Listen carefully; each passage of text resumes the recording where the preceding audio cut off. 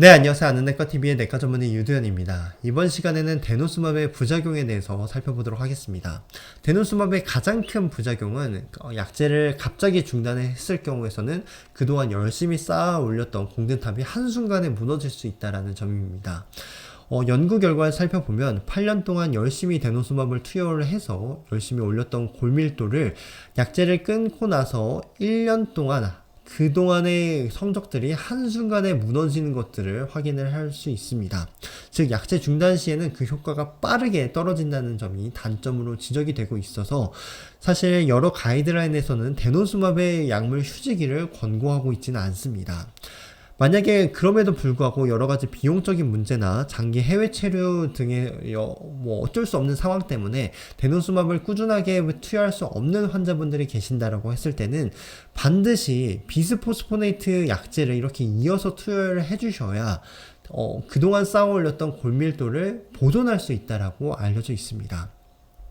실제 가이드라인에서는 만약에 데노스맙을 5년 이하로 다 짧게 투여를 했다라고 했을 때는 경구 비스포스포네이트를 1년에서 2년 투여할 것을 권고하고 있고요. 2.5년 이상, 즉 5번 이상 투여를 했을 경우에서는 주사로 졸레드로이네이트 제제를 투여하도록 권고를 하고 있었습니다. 사실 이 가이드라인에서는 장기간 투여했던 이런 환자분들에게는 만약에 일단은 졸레드로네이트를 투여해 볼 수 있겠지만 계속해서 골밀도가 떨어지는 상황, 즉 골표지자가 활발하게 이렇게 늘어나고 있는 상황에서는 졸레드로네이트를 투여하기보다는 데노스맙을 유지할 것을 권고하고 있었습니다. 그러면 언제 우리가 이 비스포스포네이트를 투여를 해야 되냐라고 했을 때는 마지막으로 이제 데노스맙을 투여한 시점으로부터 졸레드로네이트 같은 경우에서는 9개월 후에, 알레드로네이트 같은 경우에서는 6개월 후에 투여를 시작할 것을 권고하고 있었습니다. 비용적인 측면에서 따져봤을 때는 데노스맙을 이제 마이너스 2.5 미만까지는 3년까지는 이렇게 보험 급여에 적용을 받아서 조금 더 상대적으로 저렴한 가격으로 치료를 유지할 수 있겠지만 이렇게 마이너스 2.5 이상으로 좋아진 골밀도에서는 이제 비급여로 비스포스포네이트를 1년에서 2년 정도 투여를 해주셔야 되는 것은 기억을 해주셨으면 좋겠습니다. 자, 부작용 측면에서 다음 부작용은 이제 턱벽에서와 비전형 대퇴골 골절이 발생할 수 있다라는 점이죠. 아무래도 이 데노스맙 약제가 골 흡수 억제제의 한 종류이다 보니까 이런 턱벽 괴사나 이런 골절 문제에서 자유로울 수는 없다라는 것이죠. 하지만 아직 결론을 도출하기에는 현재 관찰 기간이 짧다라는 한계가 있고요. 비전형 대퇴골 골절 측면에서는 사실 비스포스포네이트보다는 그 발생 빈도가 월등하게 라는 점도 주목할 점이라고 할 수 있겠습니다. 그래서 사실 데노스맙은 약물 휴지기를 이런 비스포스포네이트 제형의 어떤 턱뼈 괴사라든지 그런 비전형 대퇴골 골절의 그런 빈도가 많지는 않기 때문에 약물을 지속적으로 유지를 하고 어쩔 수 없이 끊어야 된다라고 하면 비스포스포네이트를 이어서 투여를 할 것을 이렇게 제시를 하고 있었습니다. 자, 다음으로 많은 분들께서 궁금하시는 부분인데요. 데노스맙을 투여하고 나서 그러면 언제 발치라든지 임플란트 시술을 해야 되냐라고 했을 때는 데노스맙을 마지막으로 투여한 시점에서 4개월이 지난 시점에서 치과 치료를 할 것을 권고하고 있고요. 그럼 언제 다시 시작하냐라고 했을 때는 치과 치료하고 나서 회복이 된 시점으로부터 1개월에서 2개월 이후에 데노스맙을 투여할 것을 권고하고 있었습니다. 자, 다음으로 말씀드릴 부분은 데노스맙은 신기능에 상관없이 어떤 신기능이라고 할지라도 그 골밀도를 증가시키는 부분은 유지가 된다라는 점입니다. 단 최근에 연구 결과를 살펴보니까 신기능이 투석을 할 정도로 나쁜 환자에서는 골밀도를 증가시키는 그 효과가 뚜렷하지 않다라는 점이 최근에 보고가 된 바가 있습니다.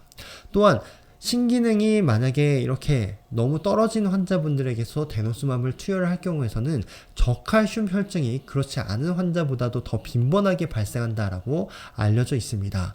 그렇기 때문에 투약 전에 칼슘을 체크해보고 투약한 이후에, 즉 2주가 지나고 나서 칼슘 검사를 통해서 혹시나 칼슘이 급격하게 떨어지고 있는지 않는지를 확인할 필요가 있다라고 말씀드리고 싶습니다. 자, 그러면 영상을 마치면서 비스포스포네이트와 비교를 한번 해보도록 하겠습니다. 효과적인 측면에서, 즉 골밀도를 증가시키고 뭐 이런 측면에서는 데노스마비 월등히 비스포스포네이트보다는 우수하다라고 볼 수 있겠습니다. 단 이제 신기능이 감소한 환자에서는 비스포스포네이트는 투여가 어렵고요. 데노스맙은 스테이지 4까지 만성 콩팥병 4기까지는 투여할 수 있다라고 알려져 있습니다. 턱뼈 괴사나 비전형 대퇴골 골절은 비스포스포네이트가 더 빈번하게 발생하고요.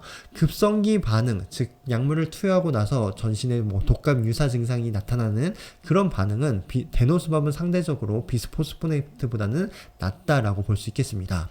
단 이제 갑자기 약물을 끊었을 때는 사실 비스포스포네이트는 뼈에 잘 침착이 되기 때문에 그 효과가 지속적으로 유지된다라는 장점이 있지만 데노스맙은 그렇지 않고 급격하게 그동안 쌓아 올렸던 골밀도가 감소한다라는 점이 한계로 지적이 되고 있습니다.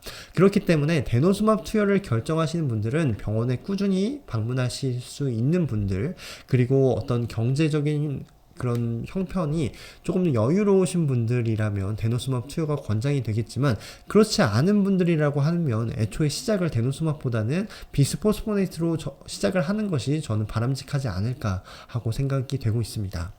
자, 그러면 이번 영상을 정리해 보도록 하겠습니다. 비스포스포네이트와 다르게 데노스맙은 만약에 치료를 갑자기 중단할 경우에서는 골소실이 급격하게 발생해서 다발성 척추골절이 일어날 수 있다라는 것이죠. 그래서 반드시 후속 치료를 비스포스포네이트로 이어주는 치료를 해 주셔야 된다는 거고요. 치료 기간에 따라서 알렌드로네이트도 투여가 가능하고, 장기가 투여했을 경우에서는 주사로 졸레드로네이트 투여가 적절하다라고 가이드라인에서는 제시하고 있었습니다. 그렇기 때문에 데노스맙은 치료 전에 일단 환자와 충분한 상의를 통해서 이 환자에게 데노스맙을 투여하는 것이 적절한지 아닌지를 신중하게 결정하는 것이 중요하다고 볼 수 있겠고요. 치과 치료를 했을 경우에서는 마지막 투여 시점으로부터 4개월 뒤에 이제 데노스맙을 투여하고 나서 4개월 뒤에 치과 치료를 시행을 하도록 권고하고 있고, 회복하고 나서 2개월 뒤에 다시 데노스맙 투여를 시작하도록 권고하고 있습니다. 또한 이제 신기능이 떨어지신 분들은 저칼슘 혈증이 빈번하게 나타날 수 있기 때문에 반드시 칼슘의 전후 상황을 체크를 해보셔야 되도록 저는 권고드리고 싶습니다. 자, 이상으로 데노스맙의 부작용에 대한 영상을 마치도록 하겠습니다. 지금까지 긴 영상 시청해주셔서 감사합니다.